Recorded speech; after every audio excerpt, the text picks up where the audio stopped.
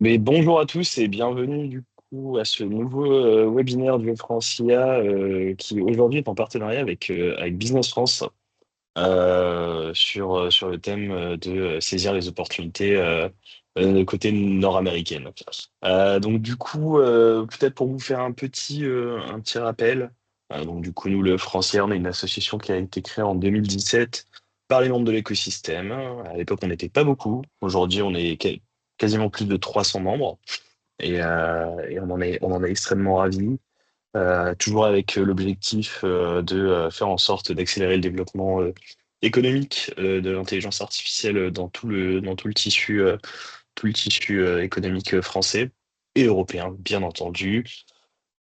Et aussi, voir, essayer de se projeter à l'étranger. Et d'ailleurs, ça va être tout l'objet de ce webinaire. Donc, Clovis et Célia, je vous laisse la parole pour embrayer. Je souhaite à tout le monde un très bon webinaire. Bonjour à tous, merci d'être là pour ce webinaire, merci de regarder aussi en replay de l'autre côté. Chez Business France, notre ADN, c'est d'accompagner les entreprises à l'étranger. Célia et moi sommes basés à San Francisco, qui est une zone, et vous allez le voir, importante pour l'intelligence artificielle. On va peut-être commencer par se présenter très rapidement, mais du coup, je suis basé dans la baie depuis 2 ans, après avoir travaillé en accélérateur à Paris. Donc, je connais aussi le modèle de l'écosystème américain où j'ai accompagné plusieurs entreprises d'IA. C'est là, si tu te présenter. Enchantée, merci de nous rejoindre aujourd'hui. Du coup, Célia, donc je suis basée dans la baie depuis quelques mois seulement. Je travaillais précédemment à Berlin en incubateur, donc vraiment dans l'accompagnement de startups et d'entrepreneurs dans leur expansion. Et voilà, on va vous en dire plus aujourd'hui sur votre go-to-market US.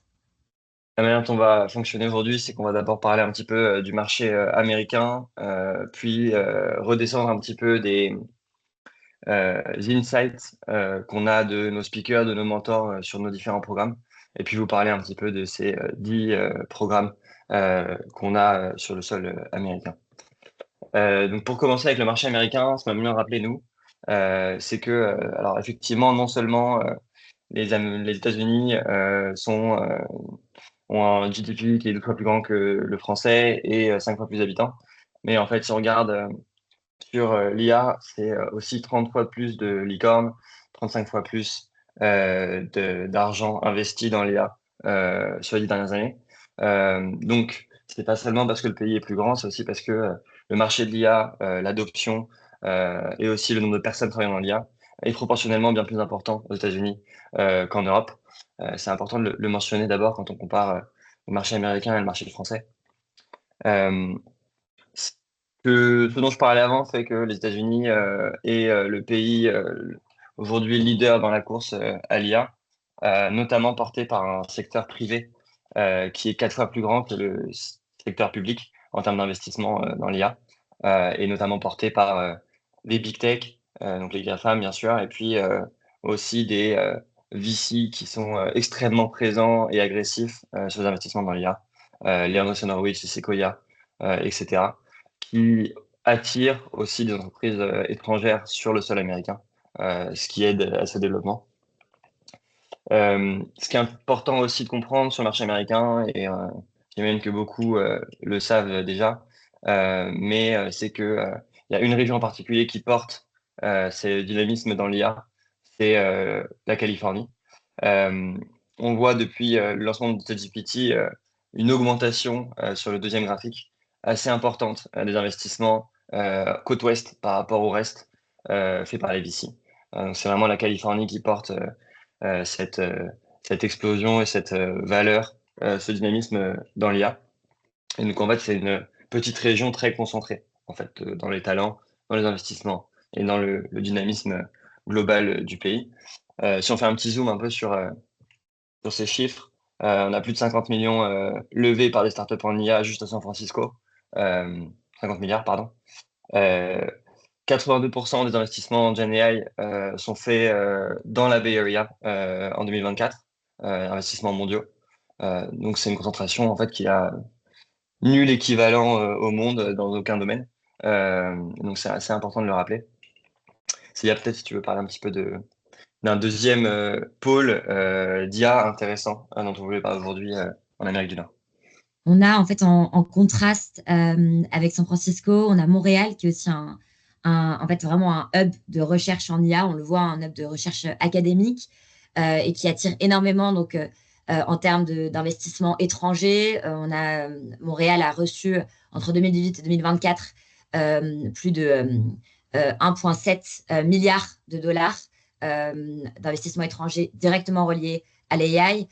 Montréal, c'est aussi vraiment une ville qui concentre énormément de jobs en AI. Donc, plus de 60% des jobs du pays sont établis là-bas. Et la ville, en tant que telle, aussi accueille plus de 48 000 professionnels directement impliqués en AI et notamment aussi 24 000 étudiants qui travaillent directement avec l'AI. Donc, c'est là qu'on voit qu'il y a vraiment une puissance académique. Il s'y trouve aussi Mila, qui est le plus gros, un des plus gros AI Institute qui accueille plus de 1300 chercheurs en AI et qui, du coup, il constitue un des plus gros hubs quand on parle de deep learning, quand on parle de recherche en deep learning à Montréal. Ce qui est intéressant aussi avec Montréal, c'est que plusieurs entreprises françaises l'utilisent un petit peu comme un tremplin vers les États-Unis. Donc, établissent une présence en Amérique du Nord, profitent aussi de l'aspect francophone pour ensuite attaquer le marché américain.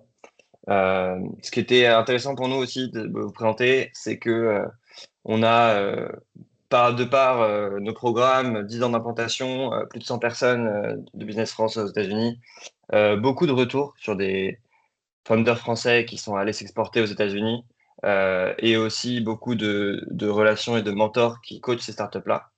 Et dans cette deuxième partie, on voulait vous présenter un petit peu les insights principales qu'on retire souvent des programmes et que les entrepreneurs qui passent par nos programmes retirent. Donc, dans des insights que vous pouvez trouver intéressantes, on a d'abord chez DeepKey un conseil qui est d'avoir un senior employé de l'entreprise ou le founder qui se déplace directement pour ouvrir le marché, pour prendre la culture de l'entreprise et l'exporter aux États-Unis. On a pas mal d'entreprises qui essayent au début de recruter une personne sur le sol américain qui n'a pas forcément les codes, la culture, la compréhension pour fil de l'entreprise, ce qui va souvent droit dans le mur. On a dans après, une fois que cette personne est sur le sol américain, forcément la problématique de recruter. Sur le recrutement, il y a beaucoup de différences culturelles et beaucoup plus que ce qu'on pense quand on est français et qu'on a besoin de parler correctement anglais. Euh, Notamment le fait que les Américains, et c'est assez connu, se présentent très bien. Mais ce qui pose des problématiques pour un Français d'identifier vraiment les personnes qui vont être bonnes, qui vont avoir les bons skills euh, pour, euh, pour recruter des profils intéressants. Et donc, un des conseils qu'on a du former Chief Commercial Officer de Back Market, c'est vraiment d'aller poser des use cases, d'aller poser des questions réflexives, de tester vraiment en profondeur les skills du candidat et pas se laisser avoir par du coup un discours qui est travaillé depuis l'enfance et très convaincant pour un Français. On a moins tendance à se mettre en avant. Euh, Ensuite, pour motiver et attirer ses talents, euh, on peut utiliser le côté européen, le côté français qui peut attirer avec d'abord plus de vacances que en moyenne dans les boîtes américaines, puis des trajets en Europe, une connexion avec l'Europe. C'est des perks qui peuvent intéresser des employés américains, notamment très éduqués. Euh, et puis, il y a tout un storytelling aussi de l'entreprise à aller travailler pour être attirant. Et c'est pas que pour vendre, c'est pas que pour lever, c'est aussi pour attirer les talents. Donc, dans la job description, avoir des euh, signaux d'impact clair que le candidat va avoir, c'est aussi important. Parfois, là où des Français vont être intéressés de discuter avant de regarder l'offre, des Américains vont vraiment regarder ces parties-là aussi. Sur la partie plus sales, euh, dans les recommandations qu'on a assez intéressantes de Menlo Ventures, c'est eux qui voient beaucoup passer de boîtes européennes et internationales, c'est de commencer par du réseau et des warm intro, d'où l'intérêt aussi d'avoir au capital parfois des fonds ou des business angels américains, d'aller créer du relationnel sur place, notamment en Silicon Valley, où comme on l'a vu avant, le marché est énorme du point de vue de l'IA. Silicon Valley, c'est un continent, ce qui fait que personne ne regarde ce qui se passe autre part. Et donc, du coup, être sur place, c'est assez important. Euh, les call outreach venus d'international, ils regardent jamais. Euh, voilà. Ensuite, euh, le marché américain étant disproportionné par rapport au marché français, en fait, on a beaucoup plus de segmentation et de concurrence et d'offres. Et du coup, devenir un expert sur une niche très précise permet de se différencier. Et ça va être attendu par les clients américains, notamment enfin, ce qui n'est pas pas un problème pour les boîtes françaises, parce qu'en fait, ils ont tout un tissu de moyennes et petites entreprises qui fait que une niche est un marché déjà énorme pour une boîte française à adresser. Donc il y a, en arrivant sur le sol américain, une problématique de spécialisation et de segmentation du marché qui est assez cruciale au début. Et puis une fois qu'on a fait segmentation et qu'on outreach à ses clients, s'adapter au volume et au messaging. Donc le messaging, ça va se faire avec bien sûr des coachs et travailler, tester le message. Et pour tester le message, c'est des prospections assez énormes, beaucoup plus que ce qu'on a l'habitude en France. De 5000 contacts par exemple, nous dit le growth lead de Rippling. Euh, avec un pourcentage à attendre de 2% de reply rate. Ce qui est aussi une surprise quand on arrive d'Europe et de France, c'est qu'on a quand même beaucoup moins de réponses, surtout en Silicon Valley où les entreprises sont sursollicitées. Donc c'est aussi quelque chose auquel il faut s'attendre. Euh, Ensuite, si on regarde quelques notions de fundraising, alors on vous les a mis ici, on va pas rentrer en détail dans toutes ces considérations-là, elles n'intéressent pas forcément tout le monde, elles sont un peu techniques, mais on vous les met ici pour que vous puissiez revenir sur ce sujet-là et, euh, et nous poser des questions aussi après, suite à ce webinaire et suite au replay. Si on regarde un petit peu, du coup, une fois que vous avez présenté les retours de coach, les retours d'entrepreneurs, dans quel cadre en fait ces retours ont été. C'est surtout sur 3 programmes qu'on a nous. Euh, le premier, qui est fin septembre, début octobre en 2025, euh, qu'on a appelé le ID Tech Tour, qui consiste à avoir 5 jours avec des entreprises françaises autour de l'IA, qui viennent découvrir San Francisco et, euh, et Montréal. Et on va revenir un petit peu plus sur ce programme plus tard. On a Humanix, dans lequel on emmène les entreprises découvrir le plus gros salon d'IA aux États-Unis, qui sera à San Francisco du coup en avril. Et puis SaaSlender, qui est un peu notre flagship programme que je vais vous présenter maintenant. Donc c'est un programme qui a 11 ans, dans lequel on a vu passer des entreprises qui sont maintenant internationales et qui réussissent à l'étranger, comme des Miracle, des Pathway, Trustbear, euh, etc. Euh, L'année dernière, par exemple, dans les boîtes un petit peu connues, on avait des Mindflow, des Gladia, iSupplier, qui sont déjà des entreprises autour du Serie A, qui ont une forte vocation à s'exporter aux États-Unis et qui viennent en fait avec nous pendant plusieurs mois se prendre des claques. Comment est-ce que les claques euh, prennent forme? On a d'abord une partie bootcamp avec du coaching individuel où on met les entreprises en relation avec une dizaine de mentors sur leur verticale, sur leurs problématiques de go-to-market, de product marketing, de communication parfois, de fundraising parfois, vraiment suivant les besoins, avoir des coachs spécialisés qui sont déjà sur le sol américain, qui peuvent donner les premiers bons conseils. Une fois qu'on a eu ces retours, il y a une semaine à New York, une semaine à San Francisco, avec 2 soirées networking aussi. Je vais revenir plus tard sur les programmes de ces semaines. Et puis, la dernière partie, c'est une partie business development où là, on profite de tous ces learnings qu'on a eu pendant les 2 premières phases et on contacte nous-mêmes avec vous des potentiels clients pendant 6 mois. Voilà, l'idée, c'est vraiment de vous mettre le pied à l'étrier et d'avoir les premiers retours clients, d'avoir les premières discussions avancées avant d'y aller.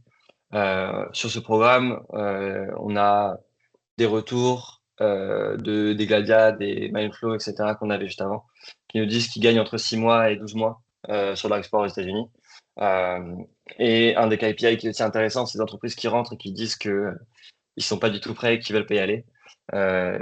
C'est un retour assez intéressant parce que sur une première année, ouvrir un bureau aux US peut coûter 1 voire 2 millions. Et donc, pour le prix de ce programme, c'est aussi se rendre compte qu'on n'est pas prêt et éviter d'avoir ces dépenses inutiles. Célia, est-ce que tu veux parler du AI Detector? Avec plaisir. Du coup, on a aussi donc un autre programme qui est vraiment du coup basé sur l'AI, qui s'appelle le AI Deep Tech Tour, et qui est vraiment en fait une learning expedition afin de découvrir le marché nord-américain. Donc, il y a plusieurs phases. Le début du tour euh, se fait du coup à Montréal, avec qui inclut du coup la conférence All-in. Donc c'est l'occasion de pouvoir donc connecter avec différents high-level exécutifs sur place. C'est un gros salon qui amène beaucoup de différents spécialistes en AI. On a ensuite, donc, je vais vous donner un peu plus de détails, SF, donc une immersion à San Francisco. Et ensuite, on a donc cette possibilité de continuer avec une mission de business development, d'aide à la communication. Donc, vraiment pouvoir avoir cet accompagnement individualisé pour donc avoir du support en termes de stratégie commerciale, de validation produit, de levée de fonds, de communication. Donc, vraiment, en fait, avoir cet accompagnement personnalisé pour permettre de vous sentir prêt pour mieux appréhender le marché américain. Donc, si on entre un peu plus en détail, San Francisco, donc c'est vraiment un mix euh, de différentes visites, donc d'accélérateurs spécialisés dans l'IA, de rencontres avec différentes corporates qui font la pluie et le beau temps en IA dans la Silicon Valley, mais aussi la rencontre en fait d'entrepreneurs qui ont déjà fait donc ce move de cette arrivée sur le marché américain et qui peuvent du coup partager leur success story et comment en fait ils ont réussi à bien s'établir. Ici, c'est vraiment l'idée de vous donner vraiment un premier goût du marché américain et notamment ici de la baie et comprendre ce qui s'y fait, quelles sont les dynamiques, quels sont les entrepreneurs, les différents investisseurs, les différents partenaires qui s'y trouvent. Et du coup, si on continue après, on a différentes offres du coup pour ce programme. En fait, c'est possible. Donc, on a vraiment voulu faire quelque chose qui est vraiment tailored ici. Et donc, c'est la possibilité, donc, soit de rejoindre la délégation seulement pour l'aspect Montréal et la conférence en ligne. C'est aussi la possibilité de soit, si c'est seulement le marché US et notamment la baie qui vous intéresse, c'est aussi possible de soit seulement faire partie de la délégation pour San Francisco, ou alors tout simplement de faire les deux. Donc, de commencer par Montréal, par 3 jours à Montréal, ensuite 5 jours à San Francisco. Et bien sûr, en optionnel, comme j'avais mentionné, c'est aussi l'occasion de pouvoir avoir vraiment un support un peu plus individualisé en termes de communication, de levée de fonds. Donc, vraiment d'avoir un support tailored. Et l'idée ici, c'est vraiment donc, de s'orienter vraiment pour des boîtes qui sont assez jeunes, plutôt seed, qui ont déjà un business établi en France, mais qui cherchent vraiment à vraiment avoir un premier discovery du marché nord-américain. Et donc voilà, on parle vraiment de startups donc ici qui sont vraiment euh, basées donc sur l'AI, donc cloud, infra, application business, foundation models. Euh, voilà. Et je vais te laisser, Clovis, parler Ouais. du Et donc, Humanix. le dernier chose dont on parlait, c'était Humanex, qui est un salon qui date d'il y a 1 ou 2 ans, qui a vocation de devenir le plus gros salon d'IA du monde, avec notamment des chiffres et des prévisions pour challenger le CES dès dans 2 ans. Donc c'est vraiment énorme. C'est vraiment l'endroit où tous les acteurs de l'IA se rencontrent aujourd'hui. On y était l'année dernière. Et aujourd'hui et cette année, enfin l'année prochaine, 2026, on veut ramener euh, entre 4 et 10 startups, suivant l'engouement, suivant les programmes qu'on va faire sur place. L'idée, c'est de vous permettre, en plus du salon, d'aller en amont, aller chercher des contacts, des investisseurs, des potentiels clients, des Head of AI Innovation de grands corporates américains qui sont tous sur place. Euh, voilà, ce genre de profils qui sont très durs à approcher seuls et qui sont possibles d'approcher avec nous et surtout sur ce salon assez exceptionnel. Voilà un petit peu pour les offres qu'on aura en 2025 et 2026. Nous, de manière générale, on se tient à disposition pour parler aussi de votre stratégie à vous. On prendra toujours le temps et de manière gratuite de passer 1 heure avec vous pour parler de votre expérience sur les US, donner quelques conseils, peut-être avoir les premières intros qui peuvent aussi vous faire la différence en arrivant. Et puis, faites-nous aussi signe si vous êtes sur place. Faites-le un peu en amont. On a très souvent en fait des entreprises qui nous disent ouais, je suis à San Francisco, est-ce qu'on peut se voir? Oui, mais c'est mieux si on a un peu d'avance parce qu'on peut notamment aussi prévenir un peu notre réseau que vous vous déplacez. Euh, et ça peut vous propulser et avoir quelques rendez-vous en plus. Euh, voilà pour ce webinaire.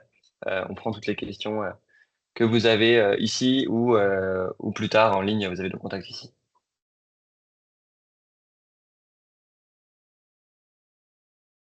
Pour les questions, n'hésitez pas à les poser du coup dans le chat.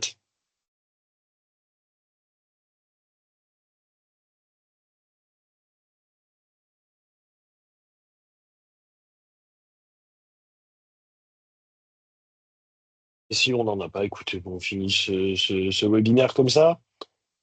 Merci à tous pour votre participation et à très bientôt.